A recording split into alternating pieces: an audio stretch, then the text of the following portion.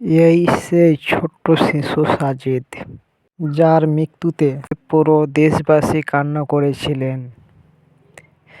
তিনি ভিতর থেকে আমার বাচ্চা মা করে আমাকে ডাকিচ্ছে, আব্বু তুমি নিচে হাঁটে চলো, আমার ডান্না লেগে গেছে।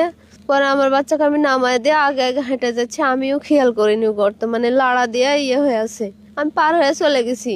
পরে আমার বাচ্চা পিছন পিছন যায়, ওই লাড়া দিয়ে আছে তো খেয়াল করেনি, পাও দিছে আর ঢুকে গেছে, দিয়ে মা করছে। আমি পিছন ঘুরে তাকায় দেখছি আমার বাচ্চা না। আমি বলছি আমার বাচ্চা মনে হয় পানির ভিতরে পড়ে গেছে নাকি, এই জন্য মা করে ডাকছে।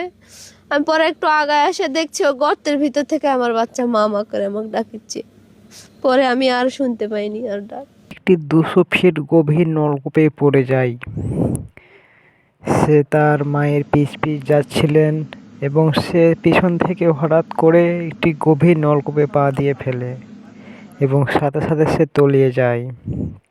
হঠাৎ করে সেখানে হই হাল্লা শুরু হয়, মানুষের পর মানুষ ছুটে আসে। ততক্ষণে অনেকজন ফায়ার সার্ভিস কর্মীকে ফোন দিয়ে ফেলে। সেখানে ফায়ার সার্ভিস কর্মী পৌঁছলে তারাও সেই কান্না শুনতে পায়। গভীর গর্ত থেকে শুধু কান্নার আওয়াজ। হঠাৎ সেখানে ক্যামেরা পাঠানো হয়। ক্যামেরাতে ধরা পড়ে তার শুধু পা আর লাড়া। সে কিভাবে আছে কেউ বলতে পারে না।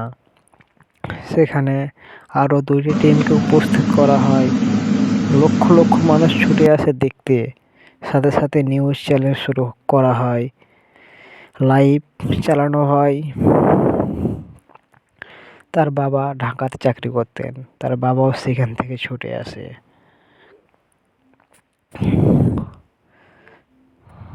যেখানে একটি মানুষ নিঃশ্বাসবিহীন থাকা বর্তায়, সেখানে সে ছোট সাজিদ একটি গভীর গর্তে পড়ে আসে ঠান্ডা সময়। সেখানে ফায়ার সার্ভিস কর্মী গ্যাস দেয়, অক্সিজেন দেয় যাতে সে বেঁচে থাকে। কিন্তু দুর্ভাগ্যের বিষয়, অনেক কষ্ট করে অনেক চেষ্টার পরও তাকে উদ্ধার করা যাচ্ছে না।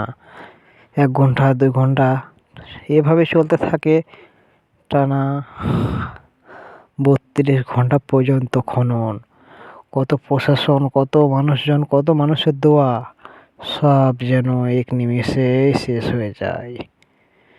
সব ব্যর্থ হলে অবশেষে তাকে সেই মাটি কাটা গাড়ি দিয়ে মাটি খনন করার পরে সেখান থেকে তাকে তোলা হয়। তৎক্ষণাৎ তাকে অ্যাম্বুলেন্সে করে মেডিকেলে নিয়ে যাওয়া হয়, তানোর মেডিকেল। সেখানে ডাক্তার তাকে মৃত্যু ঘোষণা করে। অবশেষে শুক্রবারের দিন তার জানাজা হয়। লক্ষ লক্ষ মানুষ তার জানাজাতে উপস্থিত হয়। এভাবে একটি ছোট্ট বাচ্চার জীবন চলে যায়, যে কিনা এখনও কিছুই বোঝে না। এসবের জন্য দায়ী নলকূপ খননালা, যেখানে 140 ফিট পর্যন্ত বা 200 ফিট পর্যন্ত গভীর করে পানি না পেলে সেখান থেকে তারা পরিত্যক্তভাবে সেটিকে ফেলে রেখে যায়।